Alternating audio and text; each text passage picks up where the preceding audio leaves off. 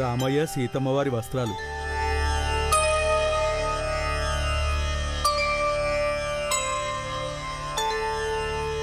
పంతులు గారు, మా జీవితంలో ఈ అదృష్టానికి నోచుకుంటామో లేదో అని సందిగ్ధంలో ఉన్న మాతో ఈ దైవ కార్యాన్ని చేయించారు. మేము ఏ జన్మలో చేసుకున్న పుణ్యమో ఇంతటి మహత్కార్యంలో పాలు పంచుకునే అవకాశం కల్పించారో మీకెలా కృతజ్ఞతలు చెప్పాలో మాకేం అర్థం కావట్లేదు. గురువు ఆ దేవుడి కన్నా ఎక్కువే స్వామి. సంకోచించకుండా వాళ్ళని ఆశీర్వదించండి.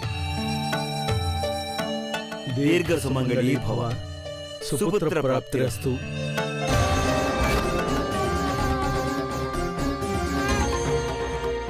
పంతులు గారు, మీ ఆశీర్వాదం. ఆ రామయ్య, మా నోట పలికించిన పలుకులు తల్లి. నువ్వు నిండు నూరేళ్లు సౌభాగ్యంతో వర్ధిల్లు తల్లి. మీరేమంటున్నారు? జరిగింది ఆ సీతారాముల కళ్యాణం కదా పంతులు గారు. మరి నేను సౌభాగ్యవతిగా ఉండడమేంటి?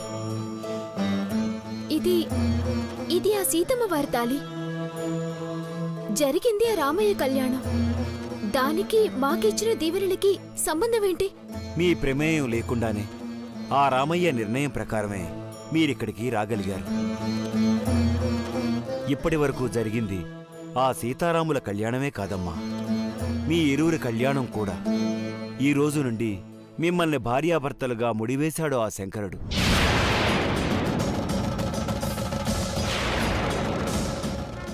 ఏంటి మీరనేది సిద్ధాంతి గారు? నా కన్న వాళ్ళకి తెలియకుండా, మా అఖిలమ్మ గారు లేకుండా మా పెళ్లి జరిగిందా? అయ్యో రామయ్య, నేను మా అయ్యకి మాటిచ్చానే, వాళ్ళ మాట మీరి ఏమి చెయ్యనని. ఇప్పుడు నా మెళ్ళ తాళి, ఈ తాళిని చూస్తే మా అమ్మ అయ్య గుండె పగిలిపోతుంది. అమ్మ సీతమ్మ తల్లి, ఏంటి నాకి పరీక్ష? సౌందర్య, సౌందర్య, ప్లీజ్ కంట్రోల్. అబే, నేను దేనికోసం పోరాడుతున్నానో అది ఎప్పటికీ జరగకుండా నేనే కారణమయ్యేటట్టున్నాను. ఊరుకో సౌందర్య. నువ్వు పోరాడుతున్న సమస్యకు పరిష్కారమే ఆ కోదండరాముడు నీకు చూపించాడు తల్లి. లేదు సిద్ధాంతి గారు, జరిగింది ఆ సీతారాముల కళ్యాణమే. అవును సిద్ధాంతి గారు, మేము మనసా వాచా ఆ దేవుడి కార్యంగానే ఆచరించాం. ఈ తంతుతో మా జీవితాన్ని ముడివేయకండి. భగవంతుడి సన్నిధిలో మీ ఇద్దరికీ ఉడిపడి ఉందయ్యా. మనసా వాచా కర్మణ ఆచరించిన తీరు నీ అర్ధాంగిగా అంగీకరించకపోతే ఎలా? ఎన్నో శతాబ్దాలుగా ఈ ఆలయంలో శ్రీరామ కళ్యాణం జరిపించుకునే జంటను ఆయనే నిర్ధారించుకుంటాడు. ఆయన చూపిన జంటకు ఆయన ప్రతిరూపాలుగా కళ్యాణం జరిపించటం ఆనవాయితీగా వస్తోంది నాయనా. మేము కళ్యాణం చేసుకోవాలని అనుకోలేదుగా. ఆ జగన్నాటక సూత్రధారి ఒకరు చెబితేనో మరొకరు కోరితేనో అంగీకరించడు. వాళ్ల పూర్వజన్మ ఫలాన్ని బట్టి ఆయనే వెతుక్కుంటూ వచ్చి వరాల్ని అందిస్తాడు. నేను మీ ఇంటికి వచ్చి మీ నాన్నను చూసినప్పుడే నాకు విషయం అర్థమైంది. ఆయన తెలుసో తెలియకో చేసిన తప్పు శాపంలా నిన్ను వెంటాడుతుంది. మీ నాన్నకి నిన్ను రామాలయానికి వెళ్ళమని ఆ స్వామే పలికించాడు. మీ ఇద్దరి వివాహం ఎప్పుడు ఎక్కడ ఎలా జరగాలో నిర్ణయించబట్టే ఇలా జరిగింది తల్లి.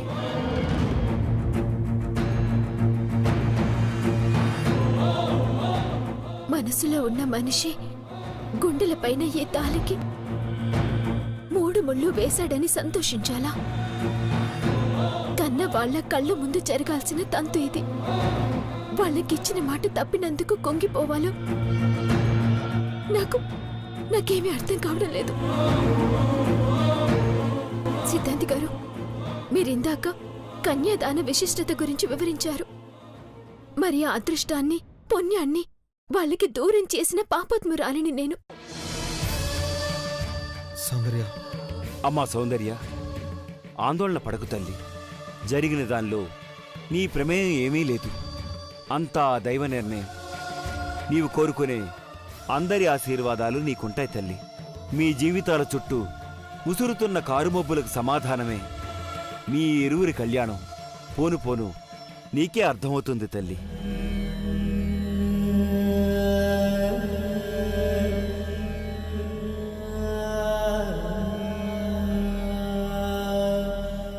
ఆ దేవుడి నిర్ణయాన్ని తల వంచి స్వీకరిద్దాం.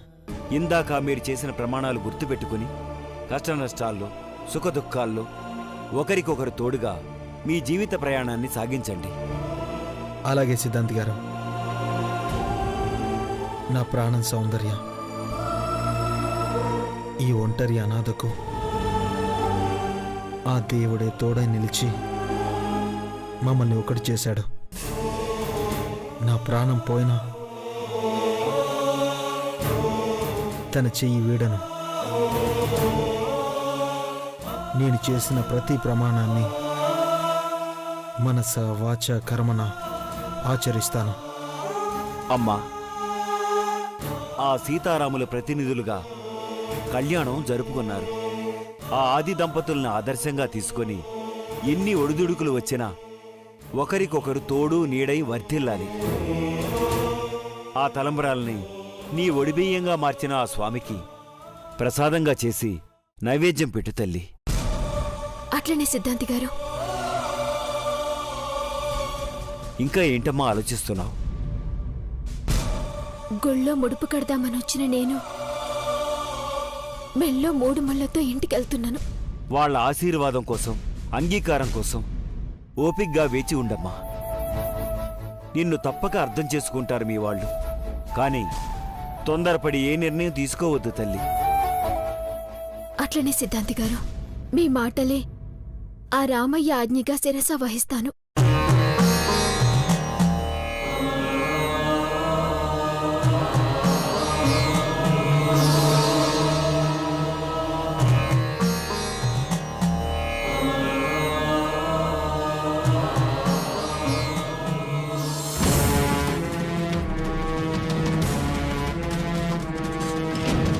భిక్షపతి,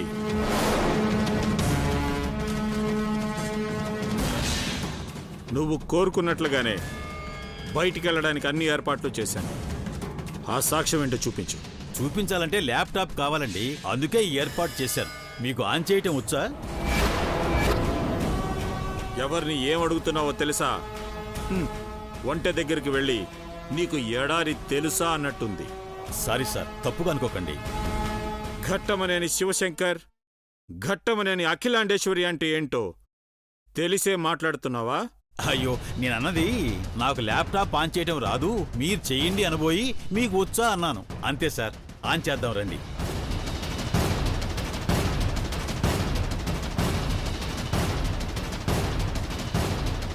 ఆ సాక్ష్యం ఇందులో ఉందా? అమ్మా, అంత రహస్యం ఇందులో ఎందుకుంటుంది?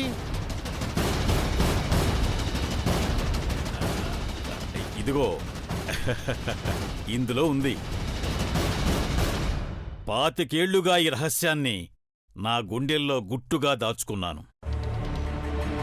ఇప్పుడు మీరు నాకు ఇవ్వాల్సింది ఇస్తానన్న భరోసా ఇచ్చారు. అందుకే ఇది మీకు చూపిస్తున్నాను.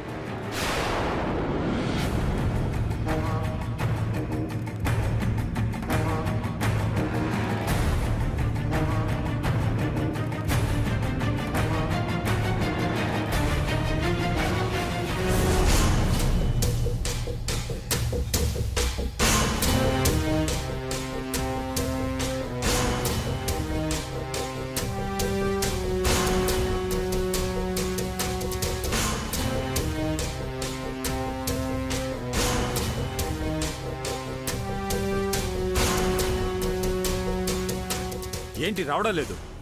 25 ఏళ్ళు ఆగారు, 10 సెకండ్లు ఆగలేరా?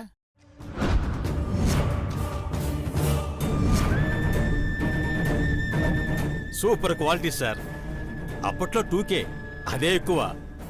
Original copy sir. సమాజంలో పెద్ద మనిషిగా చెలామణి అవుతున్న ఘట్టమనేని అఖిలాండేశ్వరి. వారిని నీ దగ్గరికి రానివ్వకు. అలాంటి వారి పట్ల జాగ్రత్త నాన్న. మీ అమ్మ. జాగ్రత్తగా విను. బాబుతో పాటు ఈ లెటర్ కూడా వాడికివ్వు. అర్థమవుతుందా? తీసుకో.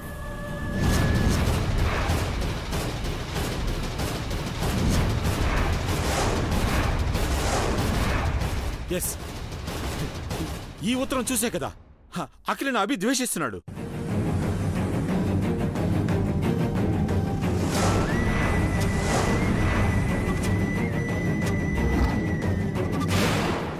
రేయ్, ఇవ్వు. నా దగ్గర ఉంది అని చెప్పడానికి చూపించాను, కానీ ఇవ్వటానికి కాదండి. డబ్బు ముడితే ఇది నీదవుతుంది. రేయ్, నీకు కావాల్సింది డబ్బే కదా. నా అఖిల ఎన్నాళ్ళుగా ఎదురు చూస్తున్న సాక్ష్యం నువ్వు ఇస్తున్నావు కాబట్టి నీకెంత కావాలన్నా విసిరేస్తాను. ముందు ఆ సాక్ష్యం ఇటువు. రేయ్! ఓమో, ఆగండ్రా! అరే ఆగండి. రేయ్, మిమ్మల్నే!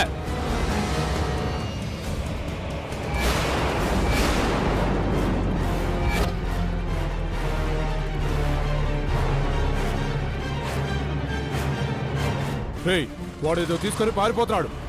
పద పట్టుకుందాం. పదరా!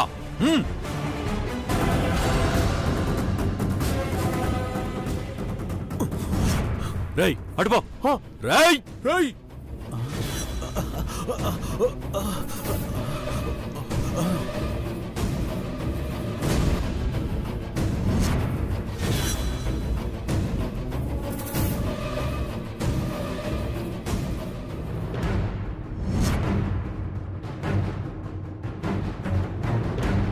చా.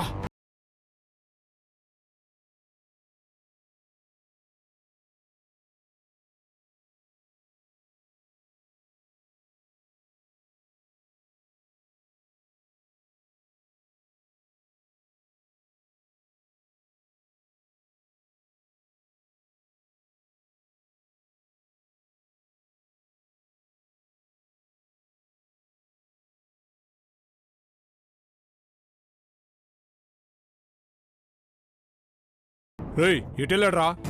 వాడటు ఫారెస్ట్ లోకి వెళ్ళాడ్రా. పద. పద!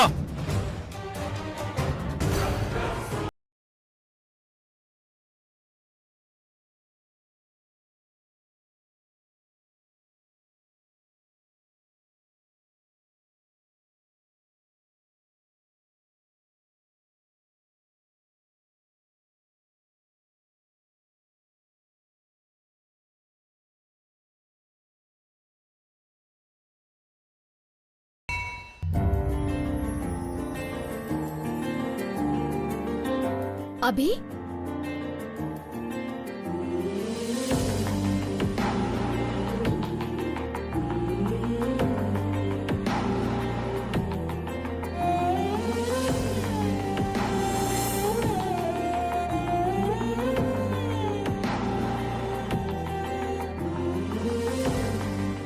సౌందర్య,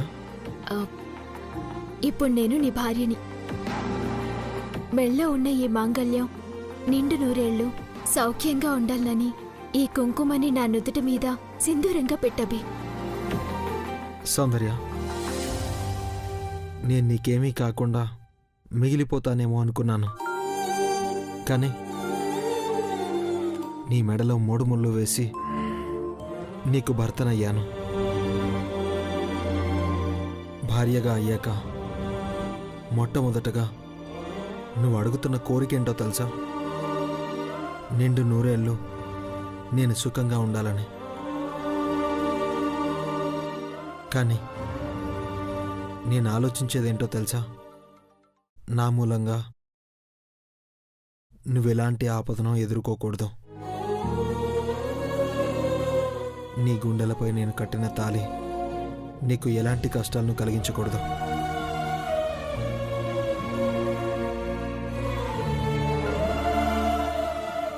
దేనికోసమైతే ఇన్నాళ్ళు భయపడుతూ ఉన్నాను, అది ఇప్పుడు నా కళ్ళ ముందు కనిపిస్తుంది. నీ గుండెలపై కూర్చుంది. ఇకపై కలిసి ఉంటేనే తప్ప మనం దూరంగా ఉంటే సంతోషం అనేది ఎక్కడుంటుంది సౌందర్య? ఏ ముహూర్తాన ఈ తాలి నా గుండెలపైకొచ్చిందో ఇక ఒక్క క్షణం కూడా నిన్ను విడిచి ఉండొద్దనుకున్నాను. కాని ఎట్లా? ఒకప్పుడు నిన్ను చూస్తుంటే నీ కళ్ళల్లో ఆరాధన కనిపించేది. ఇప్పుడు ఆరాధనతో పాటు బాధ్యత కనిపిస్తుంది. భార్యని కాపాడుకోవాలన్న తపన కనిపిస్తుంది. కుంకుమ పెట్టబి.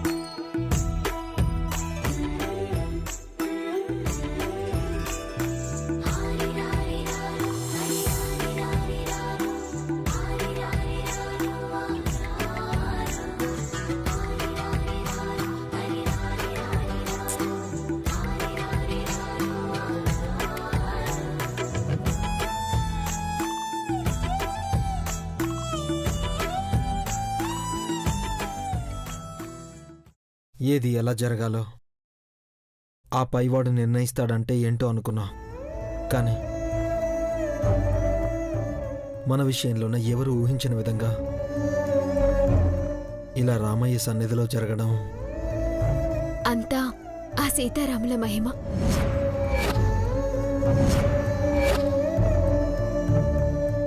అందర్నీ ఒప్పించి వారి సమక్షంలో పెళ్లి చేసుకొని అందరి ఆశీర్వాదాలు పొందాలనుకున్నాను.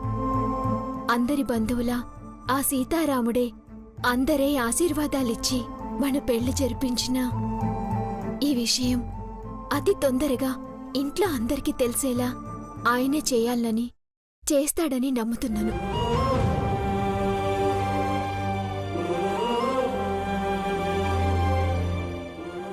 అభి, వడిబియ్యాన్ని గుళ్ళో ప్రసాదంగా ఉండాలి. అప్పటి వరకు ఉంటావు కదా? ఉంటాను.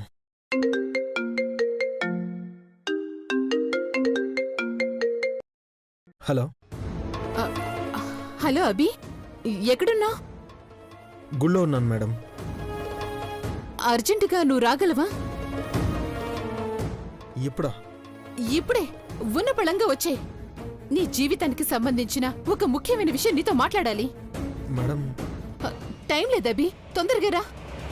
ఇప్పుడే వచ్చేస్తున్నాను మేడం, బయలుదేరుతున్నాను.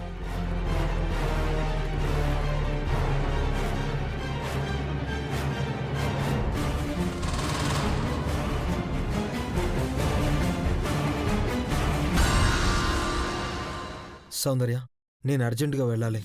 అదేంటభి, ఇప్పుడే ఉంటున్నావు కదా? లే సౌందర్య, నువ్వు నా జీవితంలోకి వచ్చిన శుభగడియలో అది ఏంటభి అది? చెప్తాను.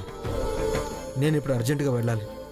అభి, ఏది చేసినా ఆలోచించి అడుగు వెయ్యి. సిద్ధాంతి గారు, ఇప్పుడు నువ్వు తన భర్తవనే బాధ్యతను గుర్తుపెట్టుకో.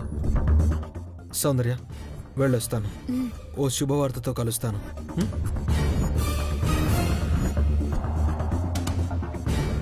అమ్మా సౌందర్య, నీ మెడలోకి ఆ మాంగళ్యాన్ని ఆ దేవుడు ఎందుకు రప్పించాడో అనేదానికి సరైన సమాధానం నీకు త్వరలోనే తెలుస్తుంది. నాకు తెలుసు సిద్ధాంతి గారు. ప్రతి ఆడపిల్ల పెళ్లి చేసుకొని పుట్టినింటి నుండి భర్త చేయి పట్టుకొని మెట్టినింట్లో అడుగు పెడుతుంది. కాని మాంగల్యం మెడలో ఉంచుకొని మెట్టినింట ఒంటరిగా ఉన్న నేను ఎక్కడ ఉన్న నా భర్తని ఈ గడపలోకి తెచ్చుకున్నప్పుడే నా జీవితానికో అర్థం, పరమార్థం లభిస్తుంది. నీ సంకల్పం సిద్ధించుగాక. ఎంతమంది ఎన్ని అడ్డంకులు సృష్టించినా నువ్వు ముందడుగు వెయ్యాలి తల్లి. శుభం.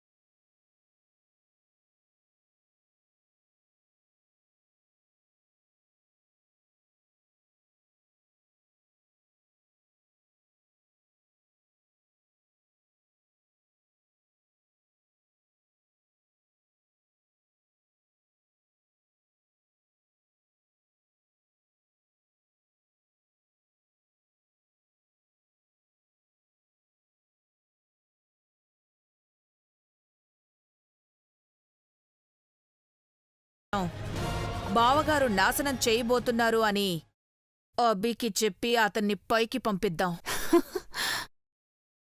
శభాష్ చీపురాంటీ, శభాష్.